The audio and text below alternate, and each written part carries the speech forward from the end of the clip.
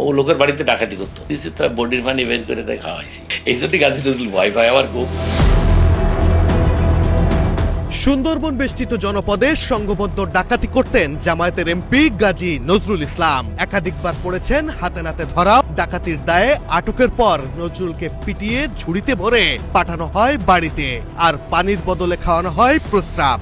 নাতনির বয়সী কিশোরীকে হোটেলে নিয়ে মজমাস্তি, অন্তরঙ্গ ভিডিও ভাইরালের পর সেই কিশোরীকে বউ সাজানো, ভুয়া কাবিন তৈরি সহ নানা নাটকীয়তায় সদ্য বহিষ্কৃত জামায়াতের এমপি গাজী নজরুলকে নিয়ে এবার এমনই বিস্ফোরক তথ্য সামনে এনেছেন ওই আসনেরই সাবেক সংসদ সদস্য ও জাতীয় পার্টির নেতা এইচ.এম. গোলাম রেজা।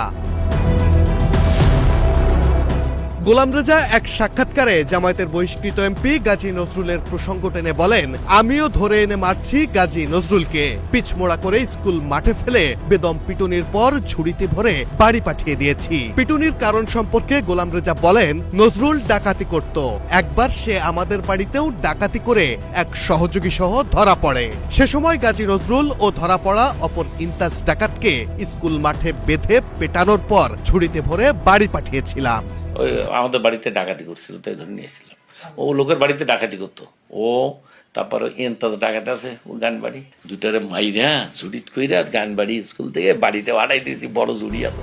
সাবেক সাংসদ গোলাম রেজা বলেন, ডাকাতির ঘটনায় পেটানোর পর থেকেই গাজী নজরুল আমাকে খুব ভয় পায়। আমি তার ডাকাতির ঘটনা কোথাও বললেই সে রাতে গিয়ে আমার হাতে পায়ে ধরে, হাত জোর করে বলে, ভাই ওটা তো ছোটবেলায় করেছিলাম। কিন্তু কিসের ছোটবেলা, তখন তো নজরুল বড়ই ছিল।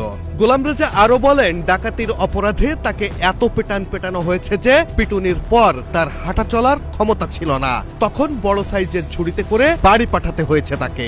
আর পিটুনি খাওয়ার পর পানি খাইতে চাইলে নজরুলকে জনসম্মুখে বডির পানি বের করে অর্থাৎ প্রস্রাব করে খাওয়ানো হয়েছে বলেও বিস্ফোরক মন্তব্য করেন তিনি। আমার এই জন্য গাজী নজরুল ভয় পায় আমার খুব।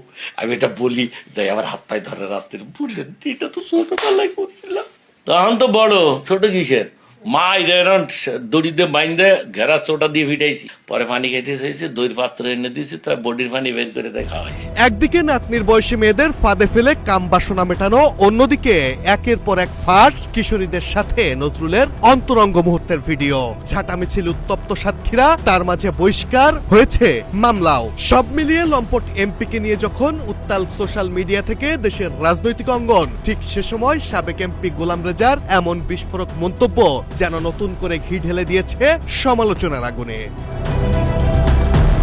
Mahmudul Hasan Shaon, green TV digital.